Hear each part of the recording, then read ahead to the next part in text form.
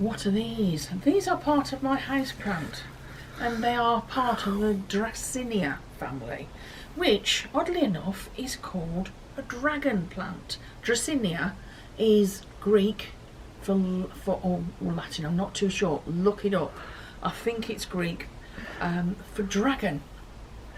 This is a houseplant normally in Britain, unless you live on the south coast where they can live outside for most of the time. But as you can see, they get really, really long and leggy, and one of them in my house is almost touching the ceiling. So, how can you make these into free plants, I hear you ask? I'm going to show you. What I did was, I've cut them using my secateurs until the plant is about that high from the floor, and then you'll get the little shoots coming up and it will regrow. With these, all I'm going to do is take all the very thin leaves. These are called sword leaves. As you can see, they're not sharp, it's just the shape of them. For Dracaena, there are lots and lots of different shapes of leaves, and this one is a marginita, which indicates that it has sword-like leaves. What I will do, I will put all these green leaves, because they're no good at the moment, into my composter.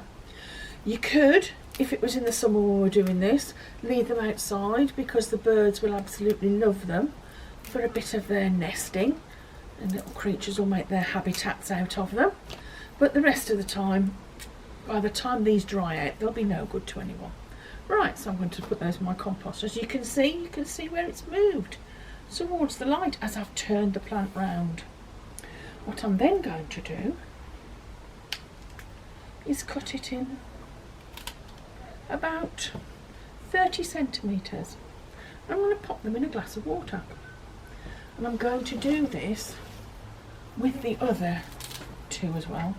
It looks like I've been quite brutal, but as I've already cut this off, this bit of plant, unless we plant it in water, isn't going to produce any roots.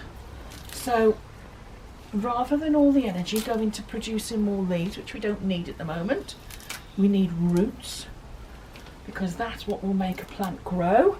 As anyone who does forest school or land-based studies will know, things that have roots will grow, things that don't have roots more than likely won't survive.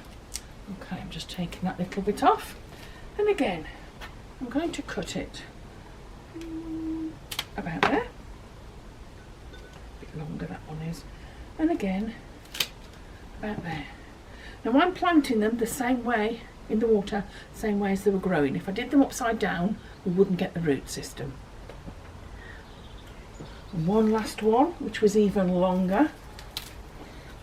I feel a bit bad about this because the plant is quite an old one, it's quite established, and I've had it for quite some time.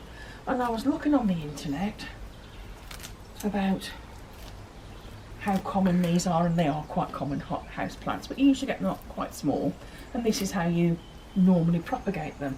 What I'll be able to do at some point when we get the leaves and the root system, and I can pop them up nicely, I can give them to people and say, here you go, here's a plant, and you can do that yourselves.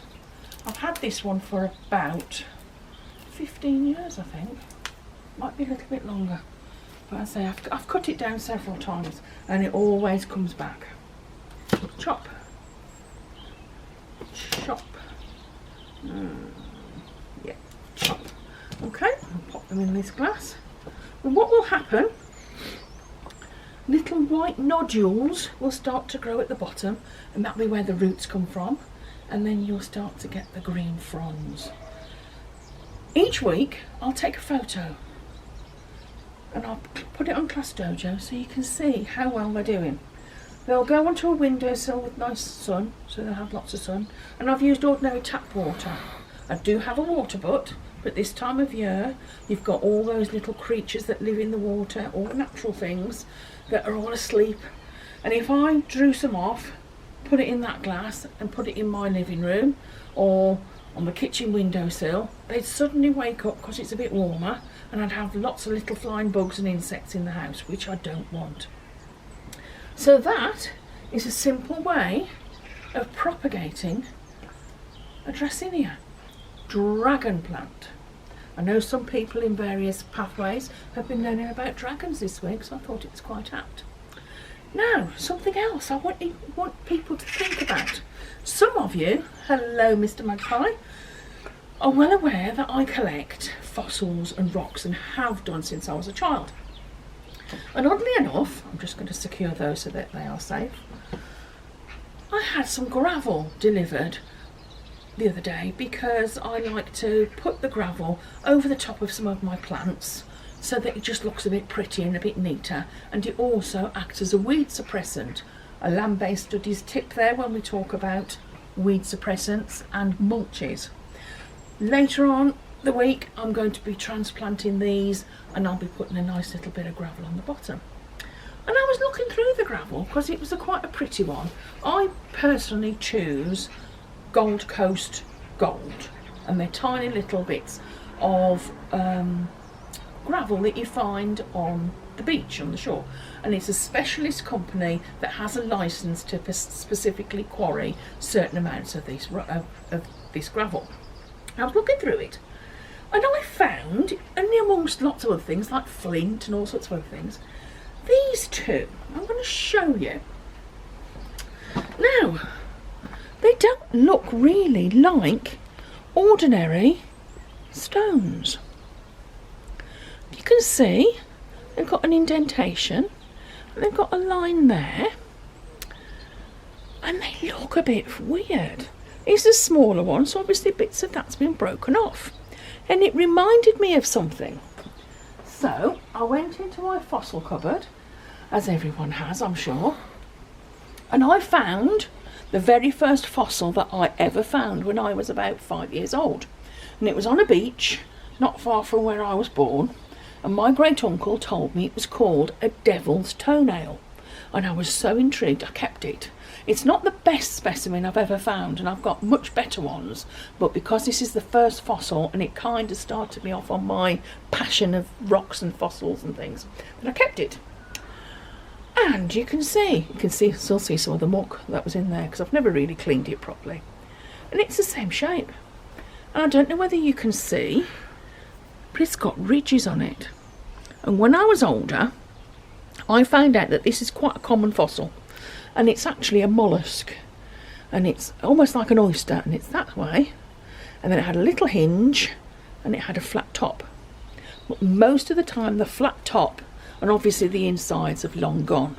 And I don't know, do you think they look similar?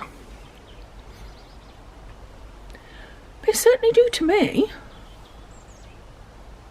and I'm not sure. They haven't got the ridges on. That one has a ridge. These ones don't tend to, but maybe it's because where they were being quarried from, they've been tumbled like stones, like rocks and things to be polished, so they've had all these ridges knocked off. This smaller one you can see has been in the wars, but that does, I don't know whether you can see with all the green algae in it, that does have some ridges. I think they are fossils, which makes me wonder if I ought to start looking in all my plant pots for more signs of fossils. What do you think? What I would like you to do, if you're interested enough, is see if you can find the proper name for a devil's toenail. I think that's quite apt, isn't it? It kind of looks like a horrible, crusty old toenail.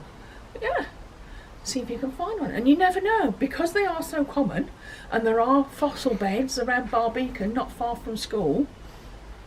Wonder if you can research where you might find commonly and locally some fossils. But let me know, Class Dojo, or let your class teacher know what the actual name of a devil's toenail is. Think about it.